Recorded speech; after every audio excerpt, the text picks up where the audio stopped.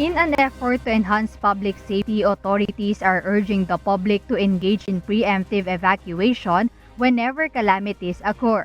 Dapat po kapag merong sinasa ng kanilang ah, mga mga kinauukulan na tayo ay pansamantalang lumikas, gawin na po natin para rin po yun sa ating mga kaligtasan at kaligtasan ng ating pamilya. Ganun din po panatilihin natin na maging aware, no, kung saan yung mga hazard sa ating mga komunidad.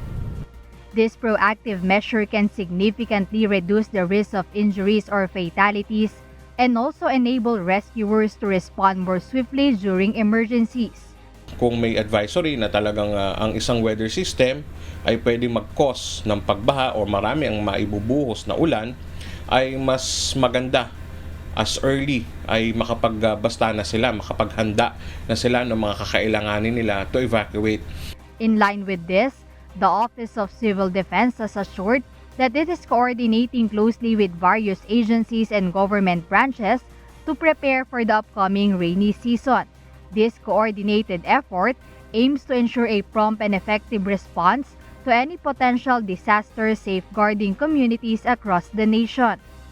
Ang OCD po ay nakikipag-ugnayan sa iba't ibang mga ahensya po at bangay ng pamahalaan tungkol sa mga bagay na may kinalaman sa DREAM. At ito rin po yung nagpapatakbo ng DREAM Operation Center. Nakamonitor tayo dito 24/7 for any eventuality ng emergency at disaster.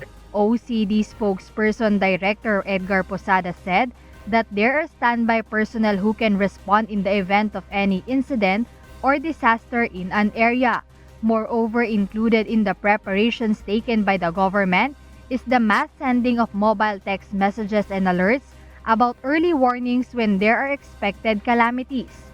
Also, with the help of the Department of Social Welfare and Development, food and non-food items are sent before disasters and calamities so it can reach quickly to affected residents in the area. Jed Neresina, UNTV News and Rescue. We serve the people, we give glory to God.